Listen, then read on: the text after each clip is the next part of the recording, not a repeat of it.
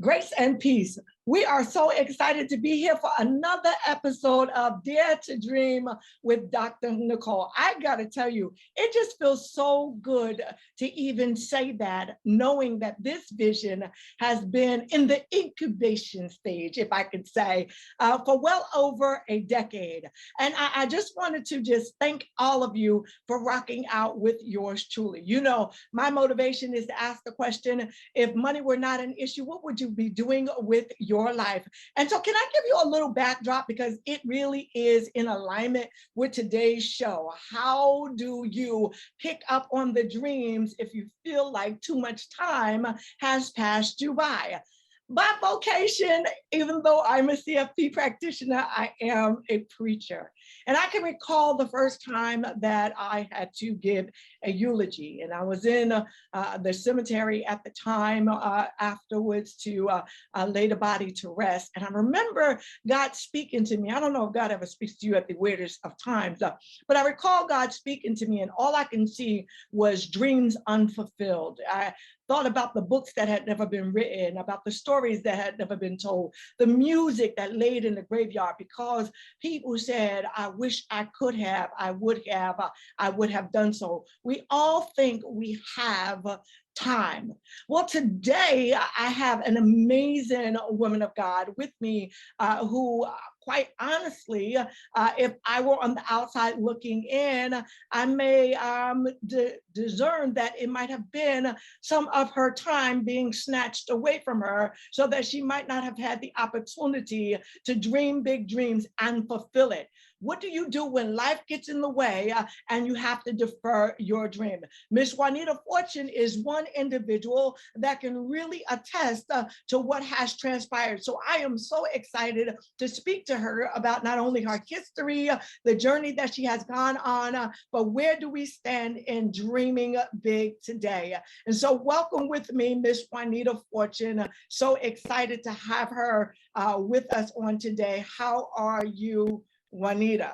Good afternoon. Good afternoon. Great to see you. It is such a privilege to see you, and I am so excited to have you here with us on today. I do want to ask, for you to tell us a little bit about yourself, because I did mention, you might have had some dreams deferred for a while. So if you don't mind just sharing a little bit about your background, your life, your history, what may have put your dreams on the back burner. Okay, I have always been a dreamer. I have dreamed of doing things since I was a little girl. And one of the main things I wanted to do was to be an actress. You could probably tell, right? Yeah. But then I started dancing. And I danced and I loved it. And I was encouraged to dance. But my mom, who was a very educated, business-minded woman, said, suppose you dance and break your leg, then how are you going to make money? So I put that aside, I just put it aside. I tried to get my daughter to have that dream, but she was not having it. She wasn't interested in dancing. So then I worked in corporate America because I thought that was where I wanted to be, but it was limiting. It wasn't what I wanted. It didn't fulfill me. So while working, I started a business, a skincare and makeup and all. And back in the 70s, early 80s, that was not really heard of. Right. There were a lot of multi-level marketing, programs that you could join, but this was mine. It was mine. It was great. It was prospering. And then I found Jesus. Yes. And or I won't say he found me, because I wasn't hiding, but I just didn't know him. I didn't grow up in a church, family or, anything like that. But so I became so involved and enmeshed, so in love with the Lord, that I started working in ministry. But in working in ministry, I could not have my makeup business. Right. It was a conflict. So I couldn't do both. So I put that aside, and I loved it. I enjoyed it.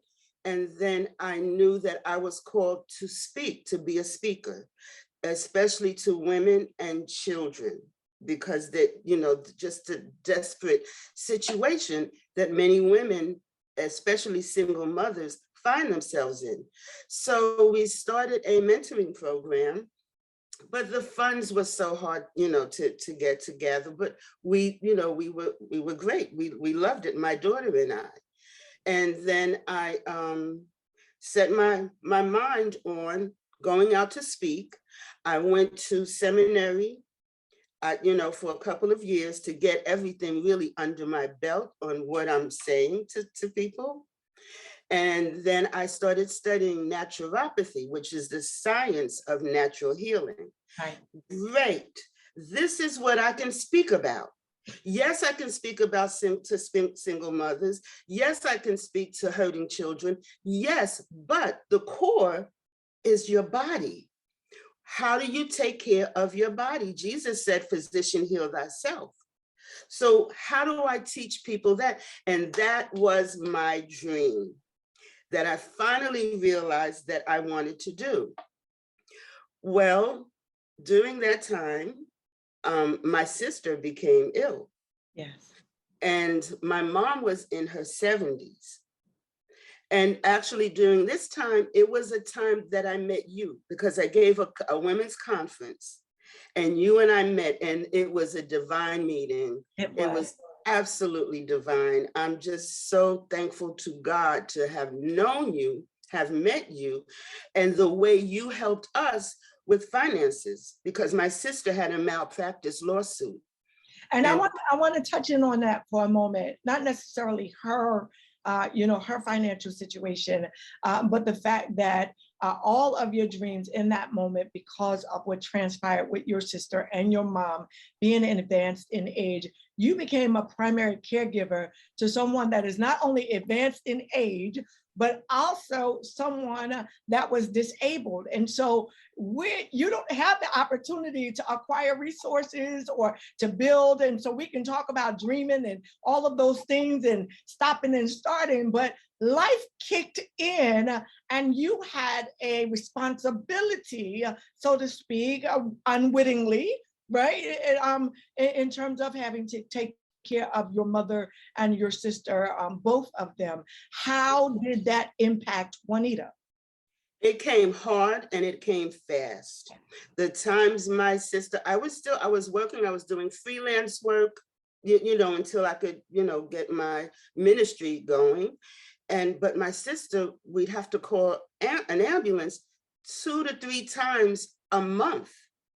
And she would be hospitalized. Then she had doctor appointments. My mother couldn't push the wheelchair. My sister was at a point where she couldn't see and she couldn't walk.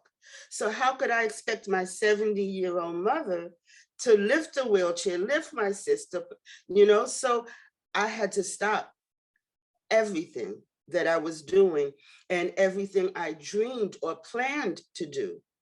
And so, yes, I became a caregiver, and I'm glad you used the term caregiver instead of caretaker, because a lot of people will say you're a caretaker. No, 1 Peter 5:7 says we cast our cares to him.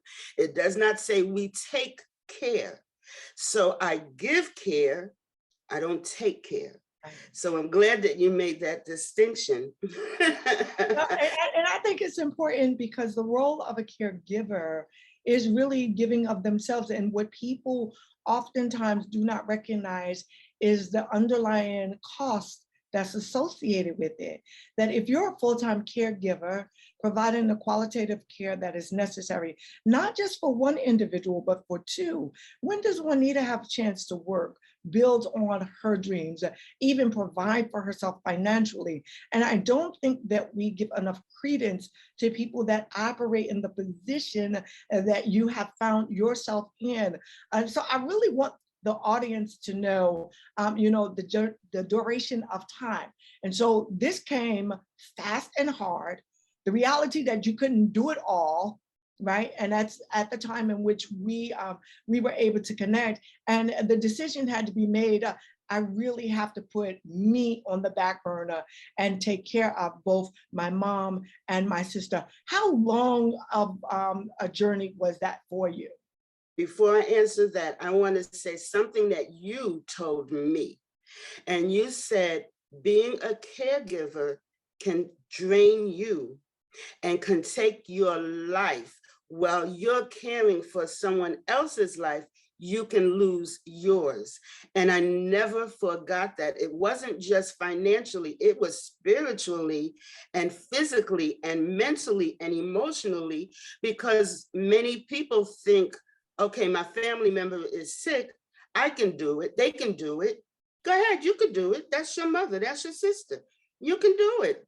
But I didn't study medicine. I studied naturopathy. I helped in that way as well. So it snowballed to a total 12-year period. 12 years as a slave. Yeah, yeah. I not only Okay. I'm not laughing, but I can identify with your correlation, right? It's like, oh my God, how did I get here? And so you're reactive, not proactive, because you're just trying to put out fires every day. Yes. Overall. And so go ahead, continue to talk about it. So it just kept snowballing. And at one point, maybe 2 or 3 years in, I began to feel resentful. I felt so resentful. And I spoke with 3 pastors that I knew and asked them, what can I do? I don't want to feel resentful caring for the people I love. All 3 of them said, you need to put them in assisted living and live your life because God has a call on your life. Dr. Nicole, that did not bear witness with my spirit. This was my family. These are the people I love. The reason I spoke to those pastors was to help me not feel overwhelmed, not feel resentful. So in that period of time, my daughter had moved to Atlanta. So like 2 years later, we moved to Atlanta, with a big, beautiful house, had the basement finished for my clinic. Because I said, okay, I can do this in the house. While they're upstairs, I can be downstairs. I hired a part-time caregiver for the daytime. But it got worse. My sister was in the hospital even more and more, and death-threatening illnesses and incidents, and I could not do my work. I wasn't being fair to any clients because my mind and my heart is what's going on with my sister. Then if she's in the hospital, I'm there to talk to the doctors. So I'm canceling appointments. I'm changing things around, and that was not fair. So I had to put that aside. It hurt me. Once again, the dream is being delayed.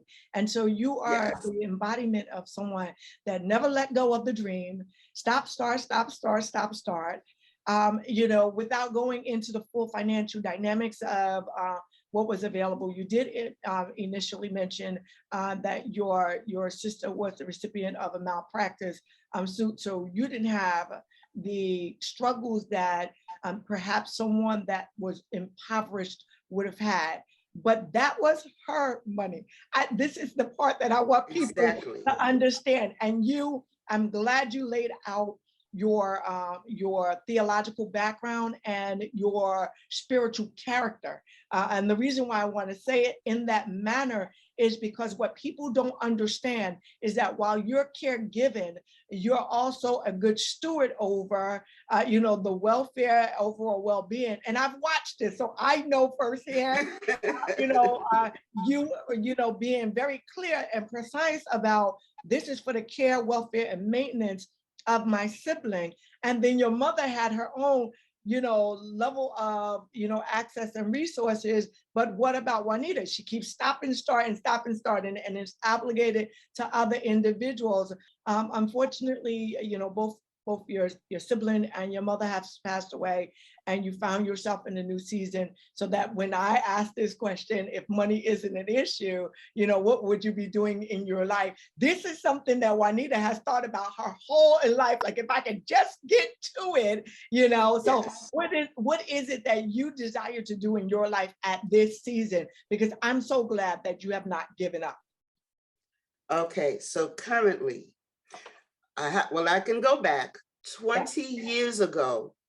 I worked on a script. because I've always been a writer. I wrote at every company that I worked at. I've been a ghostwriter for certain pastors. I've been a writer. I love writing, and it comes very natural to me. So I sat down and I wrote this script, and my sister got sick.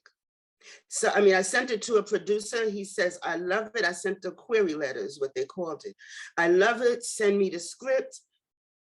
But how can I? I'm 2 weeks in the hospital, losing my mind, not knowing what to do. So fast forward, when my mom and my sister did die, there was a little insurance money, but it didn't last long, because while I was caring for my sister, I never took a paycheck. I never took a check. I bought groceries that we all, ate from. I wrote out the bills and, paid for the utilities and all from my sister's money, but I never took my own, made my own money from her situation. I never would. When I would ghostwrite a book, I'd get a check, I'd put that in the bank, like that, but that did not last. And when they passed, the insurance did not last. And here I am again. What is it that I can do? And so my daughter talked to me about it. She's now in the film industry, and she's in a position. She said, why don't you dust off that script from 20 years ago and let's see about it? So I did that. It's actually 22 years ago, because my daughter calls it my baby. But I said, my baby's grown now. What do we do? So I updated it, I refreshed it, and I have some other scripts, ideas that I've had for scripts. And so that's going in motion. That's going in motion, a filmmaker.